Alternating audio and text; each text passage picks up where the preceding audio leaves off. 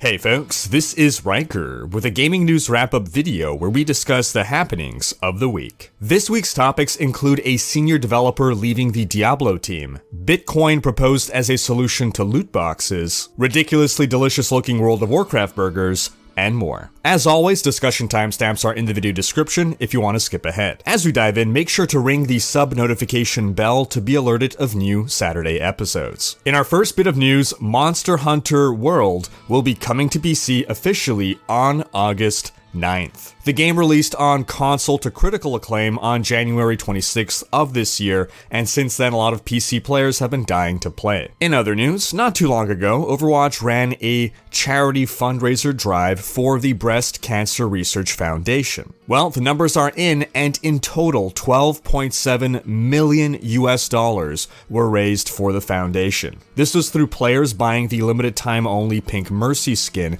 as well as associated t-shirts. Now, to put the amount of money raised into perspective, in 2017, the Breast Cancer Research Foundation raised in total about $70 million. So 12.7 million is about 18% of that, all raised in 2 weeks. So good job to Blizzard and good job to the Overwatch fanbase. Moving on to World of Warcraft news. The Battle for Azeroth expansion is right around the corner and pre-patch releases on July 17th. Make sure you have your video card drivers updated in preparation. Now, some new features are coming with the pre-patch, including communities. Now, if you're a Diablo 3 player, these are very similar to Diablo 3 communities, but with a bit more functionality. These will be separate from guilds. You can be in any number of communities, and it doesn't conflict with your guild standing. And a nice little feature is that for communities you create, you can also create calendar events. In Diablo 3, popular communities tend to revolve around certain in-game activities. You got a group for people running bounties, you've got a group for people pushing greater rifts. And I suspect in World of Warcraft, you might even see the emergence of certain roleplay communities. And through use of the calendar, I can foresee big enough communities organizing some pretty fun events. Imagine managing to organize an entire community of goblins to just streak naked through a city at the same time, how much that would blow people's minds. Or, you can do more useful things, I guess. In other World of Warcraft news, as reported by GameSpot, we've got these burgers that are the result of a partnership between Blizzard and Burgers by Josh, a popular burger joint in Sydney, Australia. So these two temporary new burgers, the Horde Burger and the Alliance Burger, will be available as of yesterday at the Annandale Hotel and the Raby Tavern, and they'll be available until Battle for Azeroth launches on August 14th. After that, the best selling of the two burgers will stay on the menu for 1 additional month. Now, the Horde Burger, available for 20 Australian dollar dues, comes with a red dyed potato bun, pickled Guindilla chili peppers as horns, and it's stuffed with fried chicken, jalapenos, maple bacon, and more. As for the Alliance Burger, available for 22 Australian dollars because it's so snooty like Alliance players, features 2 Wagyu beef patties inside a blue-dyed bun. It also has American cheese, bacon, a hash brown, and other familiar trappings such as lettuce, tomato, and onion. Now, both these burgers look absolutely delicious and mouth-watering, and I'm getting starving just staring at them here. But one is clearly the superior burger. And what I'm gonna need for you folks is to, in the comments, upvote the burger that you believe is the better burger. Now, it's not all good news though. There's actually some terrible news that comes with this. These burgers are only available in Sydney, Australia. Why, Blizzard?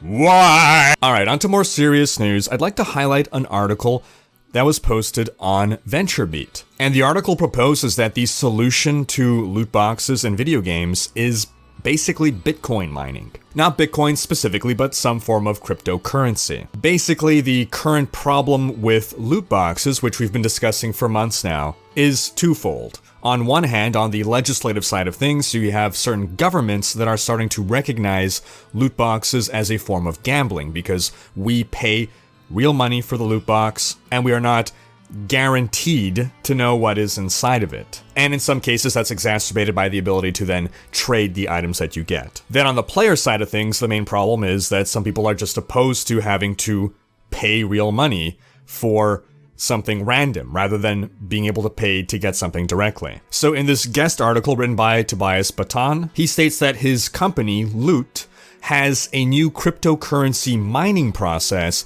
that leverages player skill to mine cryptocurrency rather than CPU or GPU power. So wait, let's just start by giving a real basic explanation of what a cryptocurrency like Bitcoin actually is. I know a lot of you are well aware, but a lot of people are still very confused about what exactly is a Bitcoin. So basically, cryptocurrency is a form of virtual currency. It's not a piece of paper or a coin. It's like credits. It exists only in the virtual world, and its distribution is very strictly controlled. So in traditional currency, it's a country that owns the currency, and it can basically print money whenever it wants. And obviously, the more money it prints, the more it devalues how much every dollar is worth. But in the case of cryptocurrency, generally it is very rigidly regulated on how additional currency will make it into the market. And everything is meant to be super hyper secure so that no one could steal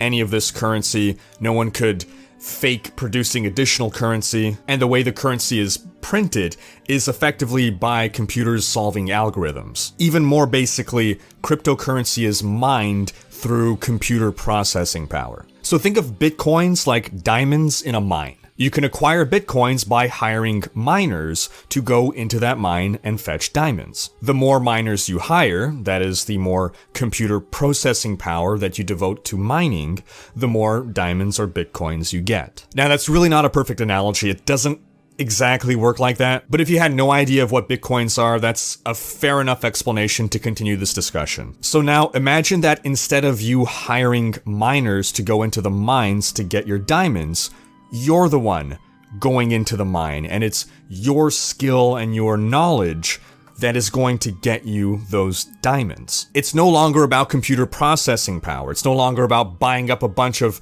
video cards and CPUs to mine the bitcoins. It's about you playing the game, your skill at a game that's going to mine you cryptocurrency. This is what Loot is seeking to achieve. So let's use Overwatch as an example. Currently, players earn credits just by playing the game, and the way it's supposed to work is the better you are at the game, the more credits you earn. But those credits have no value outside the game. They cannot be traded with other players. The only way to really trade is by selling your Battle.net account, and that's forbidden by terms of service. Credits can be used to buy certain cosmetics, but they cannot be used to buy loot boxes. You could only spend real money to buy loot boxes. Now imagine if those credits in Overwatch were actually a cryptocurrency. Let's call them Blizz coins. Players still have no way of trading their Blizz coins outside of the game. Now imagine that Blizzard no longer allows you to buy with real money loot boxes. You could only spend Blizz coins on buying loot boxes. So from a legal standpoint, these Blizz coins have no monetary value to the player. You're not spending money to get them, and you're not spending them on anything that is worth money that you could be spending real money on. But then to Blizzard, they're gonna take all these Blizz coins and then trade them as a cryptocurrency in exchange for, be it money, as in US dollars, or however cryptocurrency exchanges operate. So the end result would be a scenario, ideally, where the developers of games can continue to earn profit from loot box sales without the players having to actually spend any real money. In theory and in principle, that's how it should work. Now, there's a lot of ways in which it can go wrong, but I believe that before even needing to get into that, I don't see this becoming a thing for the foreseeable future. It's an interesting idea, but the cryptocurrency market is so incredibly volatile, and converting cryptocurrency to US dollars is not as easy as converting Canadian dollars to US dollars. I believe cryptocurrency is still very much in its infancy, and I think it'll be a long time before it makes it to the mainstream, if it comes to the mainstream at all. At the very least, I don't think any big developer will be adopting cryptocurrencies anytime soon. But I'm not an expert in any of this, so what are your thoughts? Do you see an idea like this taking off? Do you think it's a good idea? Or do you think there's just way too many ways in which this can go wrong?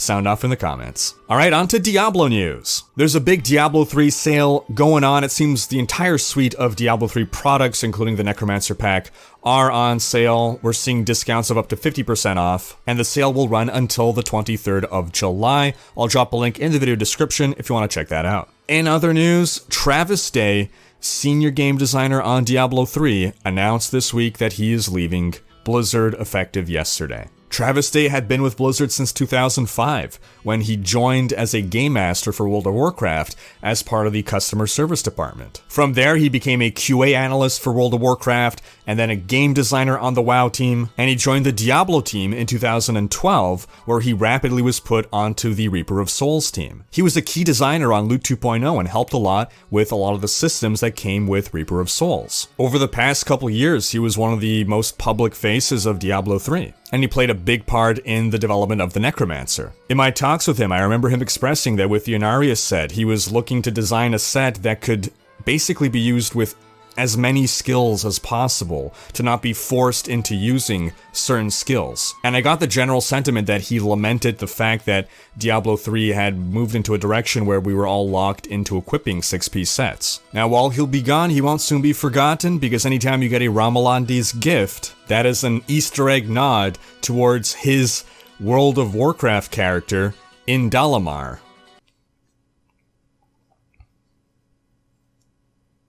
It's spelled backwards. Should have made that clear. On to Diablo job postings. Under the unannounced project section, we've seen a new job posting emerge for an executive producer for Diablo. Now, it was just recently that we said that the executive producer job posting under the Diablo section disappeared after it's been appearing, disappearing. So at this point, it's not exactly clear if they hired an executive producer for the Diablo team, and now for the unannounced project team, they're hiring another one, or if they simply just moved that job posting over and it took some delay in removing it from the Diablo section and posting it in the unannounced project section. We're gonna end this video with some cool things in the world of Diablo, starting with this awesome piece of artwork by Alex Alexandrov. We got a barbarian tangoing with Diablo herself. Then we have this cosplay by Nelly Nuttons of the Enchantress, Irina. We've got this Diablo tattoo by Marcin Sokolowski. And we've got this 3D render of the Butcher by